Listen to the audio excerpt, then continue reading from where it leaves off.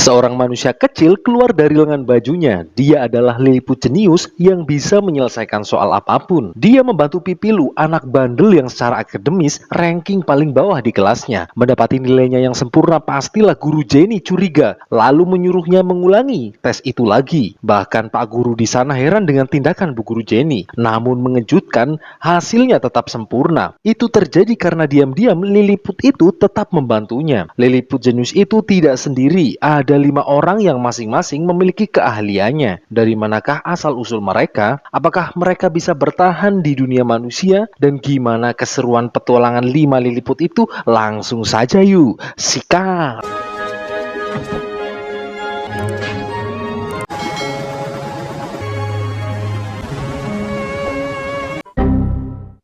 Berlatar belakang di Cina, kisah akan berfokus pada dua saudara kembar yang bernama Lu Kiki dan Pipilu. Walaupun kembar, mereka sangat bertolak belakang. Lu Kiki anak yang cerdas dan penurut, sedangkan seperti kebanyakan anak lelaki, Pipilu anak yang bandel dan kurang bagus nilai sekolahnya. Pipilu juga suka jahil kepada saudarinya. Dia juga sering melanggar aturan sekolah seperti membawa mainan, padahal sekolah melarangnya.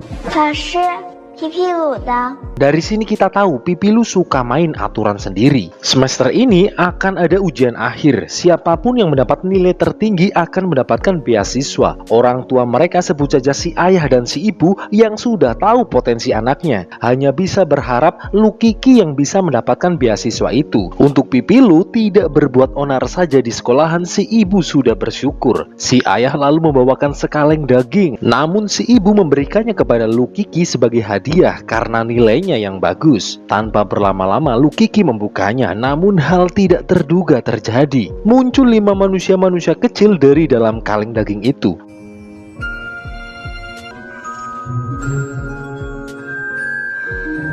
Manusia kecil itu entah dari mana asalnya. Lu Kiki berniat memberitahukan kepada ibunya, tapi dia teringat ketika Pipilu memelihara hamster saja, ibunya membuangnya, sehingga Lu Kiki harus mencari solusi lain. Lu Kiki bilang dagingnya habis, tapi Pipilu tahu ada sesuatu yang disembunyikannya. Lu Kiki hanya bisa mengandalkan dirinya sendiri untuk merawat manusia-manusia kecil itu, lalu membuatkannya baju.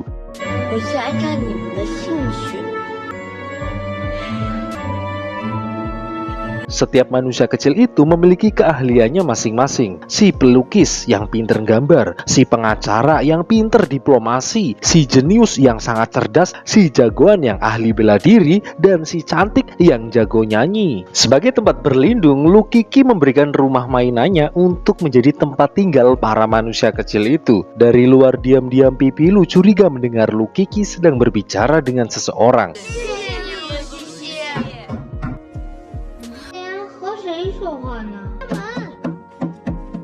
Beruntung ibunya membantunya mengusir saudaranya yang jahil itu. Karena ketertarikannya belajar sangat tinggi, si jenius ingin pergi untuk belajar bersama Lu Kiki di sekolahan. Pertemanan unik mereka semakin terjalin.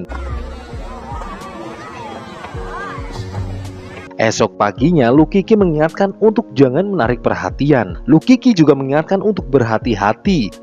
Si Dudung kegeeran dikiranya Lu Kiki ngomong sama dia. Pembelajaran dimulai karena cerdas, si jenius tak sengaja bertanya. Itu membuat Pak Guru mencari tahu. Beruntung tidak ketahuan, si jenius hanya ingin berdiskusi. Lalu datang si Toing yang meledeknya karena ditegur Pak Guru. Toing juga menyalahkan Lu Kiki karena malah bilang ke Ijem, ketua kelas, kalau Pipilu bolos.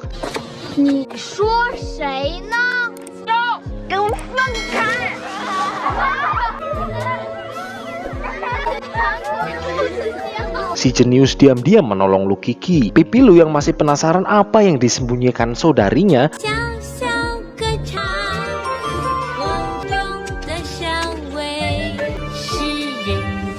akhirnya dia membawa anjing untuk mencari tahu. Sementara itu manusia kecil lainnya yang sedang berlatih keahliannya masing-masing semua bersembunyi ketika Pipilu datang.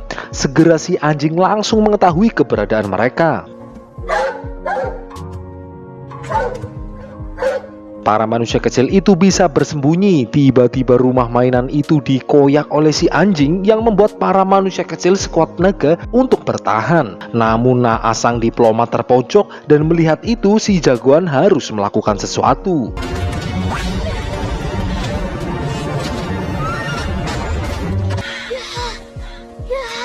Pipilu menemui kalau si anjing terluka. Segera dia mencari plester dan tiba-tiba saja ibunya pulang. Pipilu bersembunyi karena dia ternyata membolos sekolah. Namun ibunya mendengar suara anjing, mau tak mau Pipilu menyerahkan diri. Sementara itu manusia kecil ingin pergi demi keselamatan mereka. Si cantik yakin Lukiki pasti akan melindunginya seperti kebaikan yang telah diberikannya sebelumnya. Lalu si cantik perlahan mendekati si anjing. Loh, ngomongnya biasa baik bos.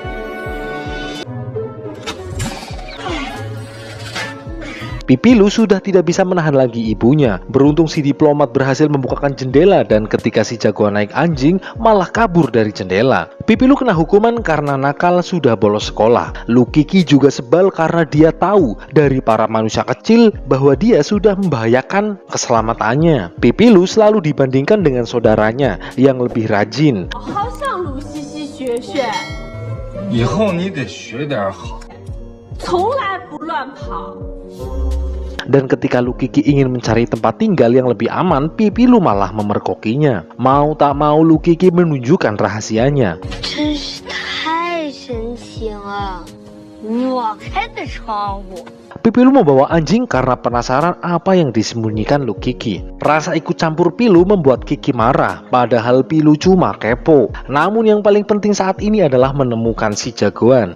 放心吧，我知道福尔摩斯在哪。不是。 Benar, Pilu menemukan si anjing termasuk si jagoan. Akhirnya mereka kembali bersama. Pilu sebenarnya sangat kasihan kepada si anjing, tapi ibunya tidak membolehkan Pilu meliharanya, kecuali Pilu mendapatkan nilai 100 dalam ujiannya. Mungkin memang ada jalan untuk membantu Pilu.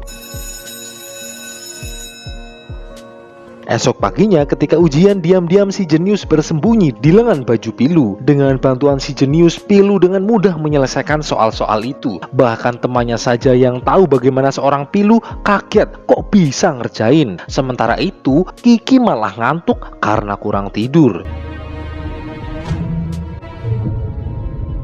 Tidak seperti biasanya, Kiki mendapat nilai jelek karena tertidur dalam ujian. Si ibu begitu marah karena Kiki mengecewakan harapannya. Dengan nilai seperti itu, bagaimana mungkin akan mendapatkan beasiswa? Namun dalam hati Kiki sebagai anak kecil juga tertekan dengan orang tua yang begitu memaksa. Ditambah ibunya akan membencinya kalau Kiki tidak pintar. Mas Boy yakin kalian pasti pernah dimarahi orang tua. Sebagai anak pasti ingin orang tuanya bangga. Tapi ya muluk-muluk lah jaluke.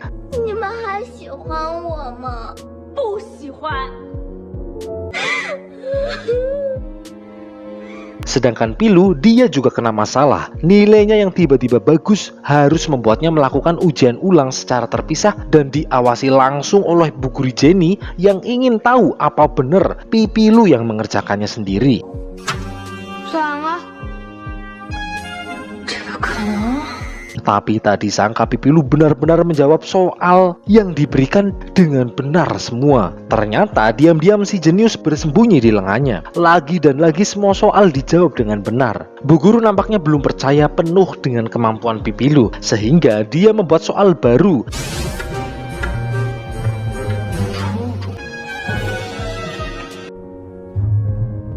Namun lagi-lagi jawabannya betul. Murid paling pintar di sekolah kini berubah dari Kiki menjadi saudaranya, yaitu Pipilu. Dan perlakuan orang tuanya pun kini juga berubah. Pipilu sekarang benar-benar dimanja, sedangkan Lukiki diacukan. Tempat duduk Pipilu juga di depan sebagai murid pintar. Berbeda dengan Kiki yang kini di belakang. Kiki juga mendapatkan ejekan dari teman-temannya karena nilainya sudah menurun. Sedih ya pasti karena Kiki punya perasaan. Beruntung temannya yang bernama Sihu menemaninya. Sihu juga memberikan lukisan yang sangat indah. Tapi bakat melukis Sihu disepelekan termasuk oleh Bu Guru Jenny karena paling penting adalah nilai ujian. Bahkan peralatan lukis Sihu juga disita. Mereka lalu berencana mengambil peralatan lukis itu. 咱们再给王子胡做一个吧。 偷过来就好了。 Kiki diam-diam membuka jendela kantor Bu Guru Jenny, lalu memasukkan manusia kecil itu untuk mencari tahu peralatan lukis diletakkan di mana. Karena penasaran dengan peluit, si diplomat terjatuh ke kotak kapur.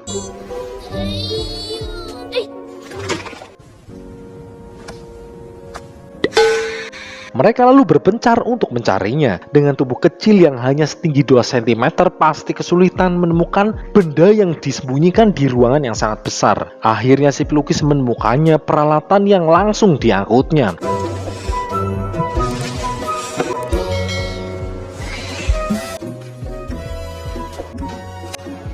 Seperti menggunakan lift, pelukis naik menggunakan penggaris. Kiki melihat Bu Guru datang. Mereka lalu bergegas pergi. Namun apakah mereka akan ketahuan?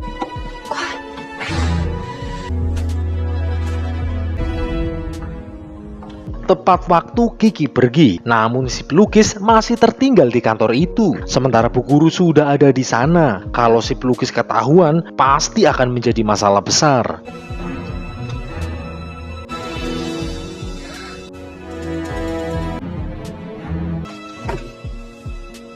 Beruntung si pelukis tidak ketahuan. Sihu sangat senang kini punya alat set melukis lagi. Festival melukis sekolah akan dimulai. Mereka harus segera berlatih. Sihu lalu berlatih melukis dengan si pelukis.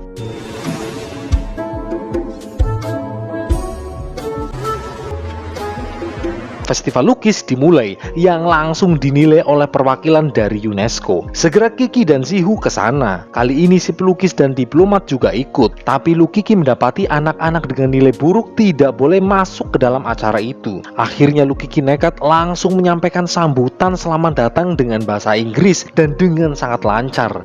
May I? Sure. Welcome to our school. Dan tamu-tamu UNESCO pasti yakin gak mungkin Kiki mendapat nilai jelek. Kiki juga bisa berbicara bahasa Jerman dan bahasa Jepang yang ternyata dibantu oleh si diplomat.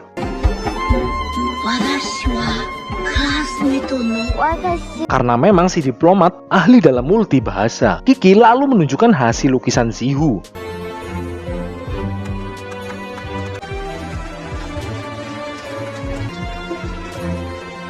Namun karena tindakannya, Kiki dihukum untuk membersihkan seluruh halaman sekolahan. Dan beruntung sekali teman-temannya datang dan membantunya. Aturan sekolah jelas, siapapun yang nilainya jelek tidak boleh ikut kegiatan ekstrakurikuler. Mereka lalu berencana untuk bahu-membahu melewati ujian itu. Teman-temannya pasti terkejut ada manusia kecil di dunia ini. Tapi bisakah mereka akan membantu? Namun tenang saja, selama ada si jenius pasti aman. Mereka lalu memetakan lokasi tempat duduk. Kiki akan menyelesaikan ujian sebelum jam selesai. Dan para manusia kecil akan membagikan salinan jawaban Kiki.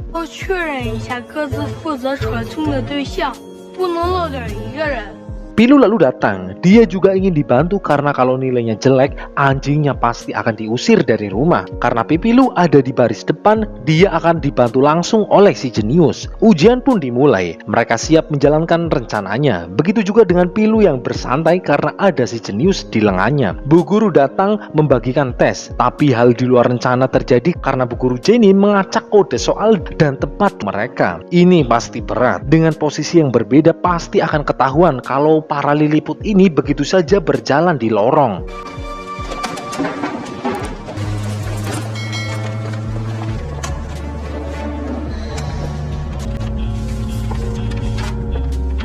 Pilu melihat ada cara walaupun sedikit ekstrim.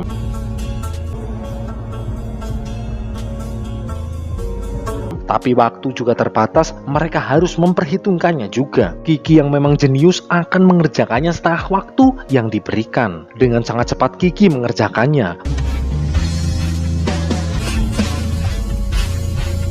Manusia kecil lainnya juga dengan cepat menyalinya. Setelah selesai, mereka menggunakan tali yang ada di atas kelas untuk membagikan jawaban yang sudah disalin.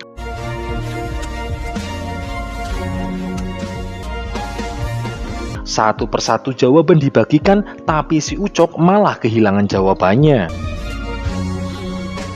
Tertinggal Sihu yang belum mendapatkan jawaban karena posisinya sulit. Sihu berada di tengah kelas, lalu nekat dengan perlahan si pelukis meniti tali itu.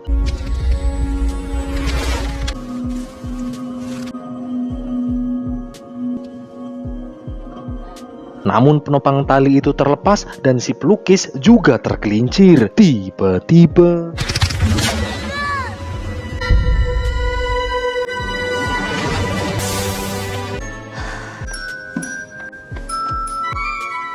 Kiki memang sangat cerdas karena dia semua temannya mendapatkan nilai yang sempurna. Dengan nilai yang bagus, orang tua mereka juga menjadi semakin baik kepadanya.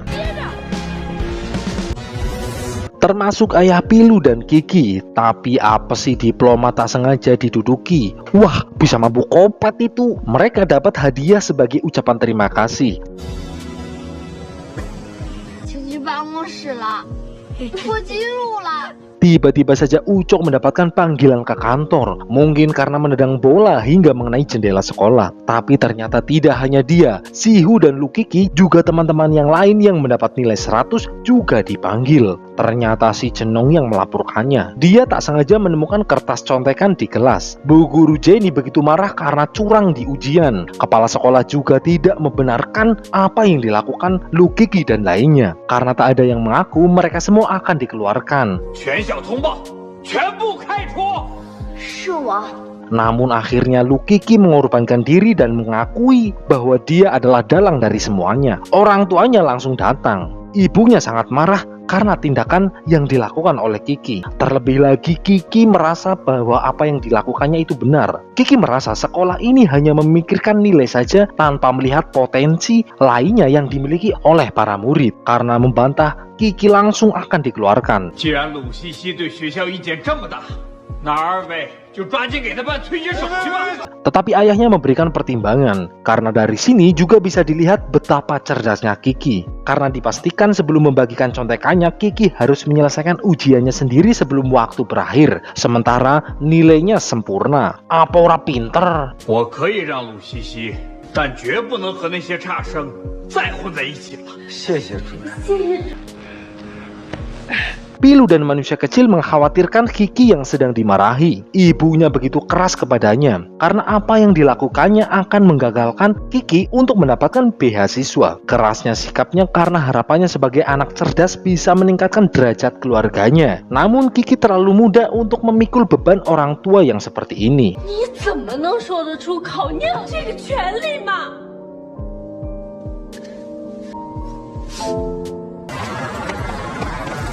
Kelas dimulai. Seperti biasanya Bu Guru mengingatkan untuk tidak boleh curang lagi. Dari hasil ujian tertinggi akan mendapatkan beasiswa. Nampaknya itu menjadi beban bagi Kiki.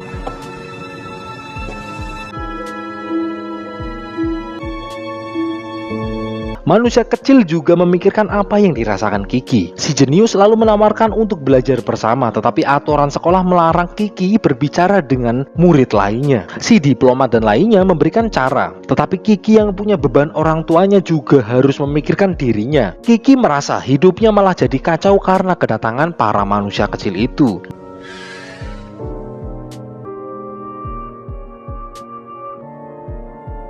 Dengan berat hati lalu mereka meninggalkan Lukiki. Perubahan sikap Kiki bukan kemauannya, tetapi itu kewajiban sebagai anak yang berbakti. Sementara itu Pilu memberikan tempat tinggal baru bagi manusia kecil lainnya. Untuk meningkatkan nilai ujian, si jenius memberikan pembelajaran. Kalau setiap manusia pasti memiliki sisi jenius, seperti Pilu yang membuat model helikopter, termasuk Ucok yang pasti juga ahli dalam sesuatu. Mereka lalu saling mengasah yang menjadi keahliannya masing-masing. Setelah selesai menyelesaikan helikopter yang didesain Pilu, si jagoan datang membawa kabar, sudah tahu tentang asal-usul mereka. Sebagai guru, Ibu Jenny targetnya adalah anak muridnya mendapatkan nilai bagus. Yang kadang meminta kelas olahraga dihilangkan agar muridnya punya waktu tambahan ekstra. Padahal sebagai murid kalau belajar terus ya capek. Kiki mulai menunjukkan nilai yang sangat-sangat membaik. Sementara itu para manusia kecil bersiap akan pergi. Si jagoan telah menemukan sebuah lokasi yang dirasa merupakan tempat mereka semua berasal, yang katanya juga banyak manusia kecil seperti mereka. Tapi di sini mereka sudah memiliki banyak teman, walau berat mereka harus pergi.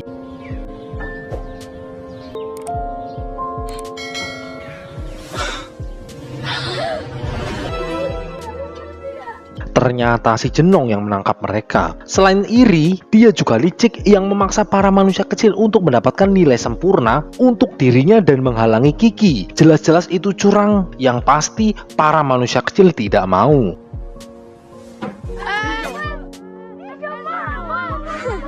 Esok paginya, Pilu memberitai Kiki kalau para manusia kecil sudah menghilang. Pasti ada yang menculiknya, tetapi ujian akan dimulai. Dan Pilu lebih memilih untuk menyelamatkan teman-teman kecilnya. Jenong memberikan pilihan terakhir kepada para manusia kecil mau menolongnya atau tidak. Jelas jawabannya tidak. Alhasil mereka akan dikurung di sana selamanya. Pilu digeret bu guru untuk ujian karena dia masuk murid pinter, tetapi Pilu bilang kalau nilainya curang. Dia lebih memilih pergi untuk menyelamatkan teman-teman kecilnya. Di tempat lain mereka berhasil kabur dari botol, tapi tantangan sebenarnya baru dimulai karena muncul seekor koruptor. Maksudku tikus ya. Ujian dimulai. Pilu benar-benar tidak mengikuti ujian. Si cantik dengan keahliannya mencoba berkomunikasi dengan tikus itu, tapi nampaknya si cantik tidak membawa duit sehingga tidak berhasil.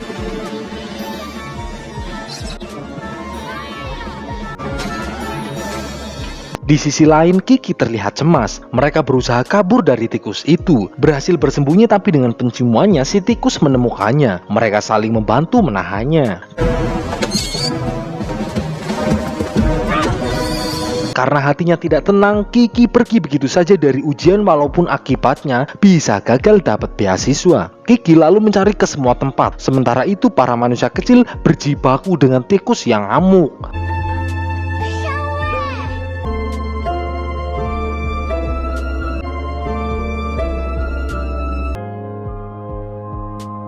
Manusia kecil yang terpojok tak sengaja menjatuhkan botol kaca. Apakah ini akhir dari manusia kecil itu? Namun karena suara botol itu, Kiki bisa menemukan mereka semua.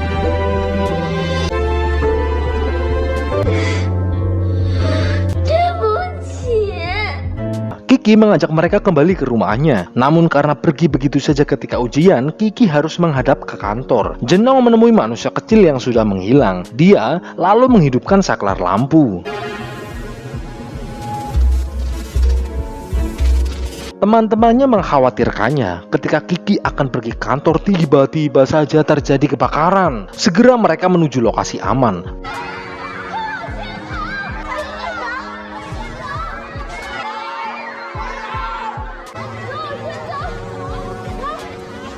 Para orang dewasa mulai mengumpulkan air. Apes ketika Kiki akan evakuasi, pergi melalui tangga, malah terhalang oleh kobaran api.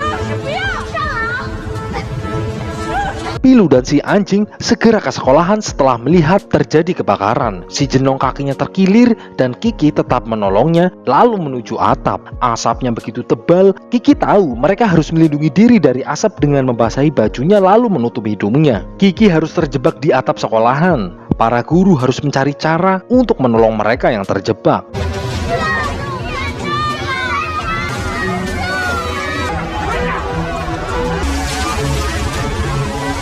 Namun pertolongan tak kunjung datang. Api yang sangat besar mungkin akan membuat Kiki dan lainnya berakhir.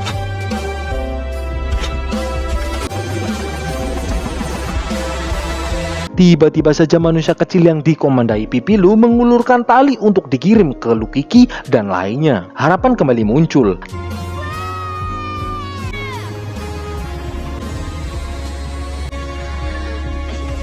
Tali itu lalu diikatkan ke tumpuan yang kuat. Pilu pun dengan siaga menyiapkan jalur lalu menjadikannya jalur penyelamatan. Satu persatu diawali mulai turun.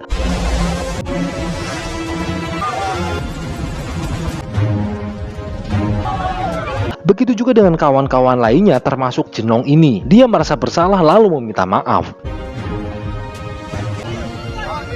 Terakhir Kiki yang harus cepat karena tali mulai terbakar. Melihat api yang mulai menggerogoti tali, si jagoan nekat melakukan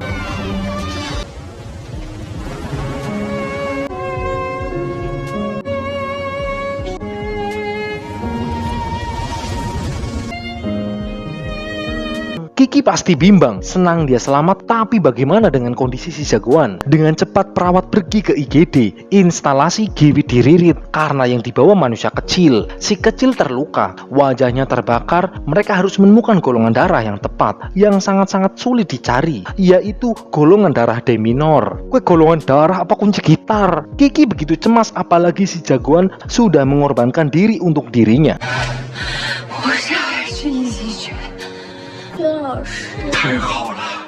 Ayahnya kini tahu ternyata yang penting gak cuma pinter, baik hati dan tidak sombong serta tidak berketombe juga penting sebagai nilai dasar manusia. Perawatan akhirnya selesai. Kini si jagoan wajahnya terbakar dan menjadi Obito Uchiha. Rasa sakit ni udah tak ada dah. Luka ni bukan salahmu, Kakashi. Beberapa hari berikutnya, Kiki mendapatkan penghargaan. Walaupun pintar, superior, manusia tetap membutuhkan teman untuk mengerti arti perbedaan dan untuk mengerti belajar sesuatu bisa dari orang lain. Nilai ujian itu penting, namun menjadi bernilai itu lebih penting. Karena seperti hadis Rasulullah Shallallahu Alaihi Wasallam berbunyi, orang yang paling mulia adalah orang yang bermanfaat bagi manusia lainnya. Jadi sepintar-pintar apapun kalian ataupun segoblok-goblok apapun kalian, bermanfaatlah bagi orang lain.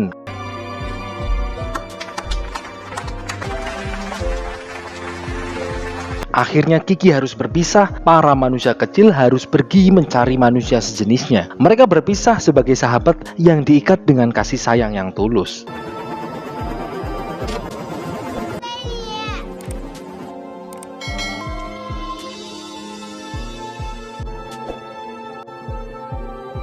Sampailah mereka di suatu tempat di mana sudah dekat dengan para manusia kecil menjalani hidup. Dan film pun selesai. Terima kasih yang sudah nonton, ambil hikmahnya dan ketawain yang lucu. Karena hidup adalah tragedi dilihat dari dekat, tetapi komedi jika dilihat dari jauh. Sekian dan matur nuwun.